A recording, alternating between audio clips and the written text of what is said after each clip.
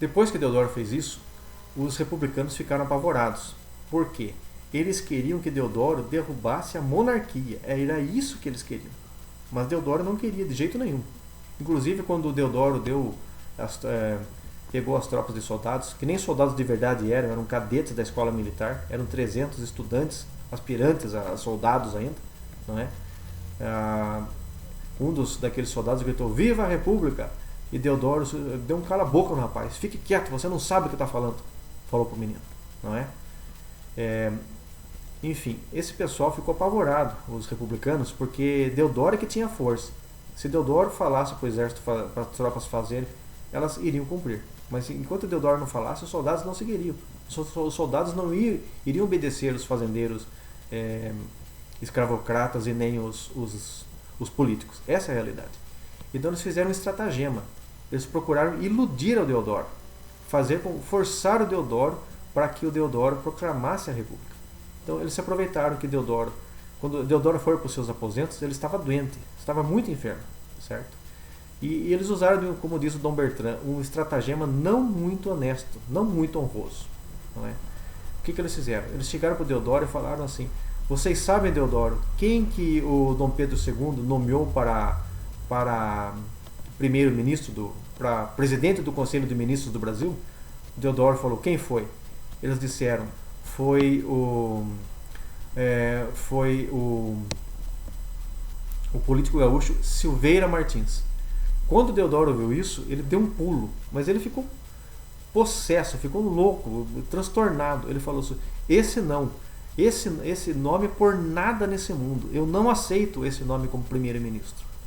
Isso atacou o orgulho do Deodoro. Ele achou que foi um grande desaforo que Dom Pedro II fez para ele. Por que Deodoro odiava tanto o Silveira Martins? Porque quando eles eram jovens, o Deodoro disputou uma namorada com esse Silveira Martins e perdeu. Essa mulher acabou casando com o Silveira Martins e não com o Deodoro. E Deodoro nunca perdoou aquilo. Ele ficou com ódio de morte daquilo. E todo aquele pessoal sabia. Então Deodoro que fez? Não aceita esse primeiro-ministro e que seja proclamada a República. E na verdade, quem o Dom Pedro escolheu para primeiro-ministro, para presidente do Conselho de Ministros, foi o conselheiro Saraiva, que já fazia parte do gabinete. Só que Deodoro não quis saber, não teve nem humildade, nem inteligência suficiente. Eu considero, falar a verdade, era um burro, praticamente. Não considero um herói. Por que ele confiou nesses políticos, naquele pessoal? Custava-lhe ir até o imperador e perguntar a verdade? Mas nem isso ele fez. Simplesmente, num rompante de emoção, numa imbecilidade, ele proclamou um ato que transformou o Brasil nessa desgraça que está hoje. Toda essa desgraça que nós colhemos no Brasil, essa infelicidade, esse transtorno, essa dificuldade que o povo brasileiro passa hoje, é por culpa do Marechal Deodoro da Fonseca, pela proclamação da República. Quando ele fez isso, os republicanos ficaram felizes da vida, que foi aquela alegria: agora sim temos o poder e podemos transformar o país. Mas eles tinham medo da população, porque eles sabiam que a população amava o imperador. Se a população soubesse o que eles tinham feito, esses caras seriam mortos e linchados pela população. Trataram de pegar o Dom Pedro II e toda a família imperial, embarcar eles na calada da noite, de madrugada, sem que ninguém visse, colocaram no navio rumo à Europa. Quando a população brasileira acordou no outro dia, o imperador não estava mais aqui. Todo mundo ficou transtornado, perdido, ninguém acreditava naquilo.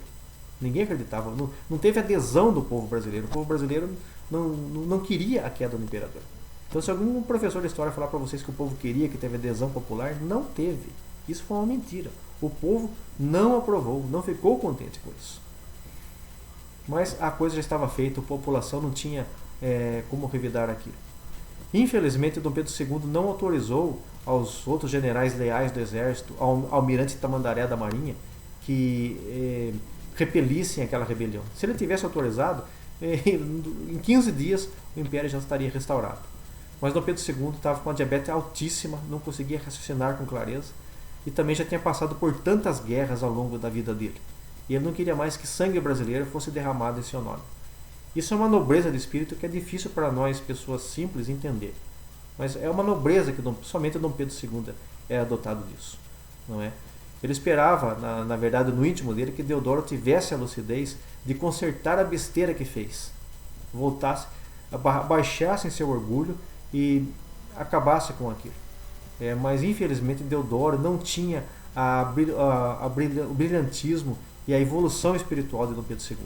Ele continuou montado em seu erro e tocou até o fim. Quando Deodoro quis acordar da besteira que fez, que quis trazer Dom Pedro II de volta, o que aconteceu? Derrubaram Deodoro e colocaram Floriano Peixoto no lugar. E hoje estamos aí sofrendo por tudo isso que aconteceu. Hoje, essa republiqueta de bananas que lesa tanto nossa vida. Então, gente, é isso que eu digo para vocês. O problema com a verdade é que a história só é contada pelo lado que vence a guerra. Pensem nisso, tá ok? Um abraço a todos.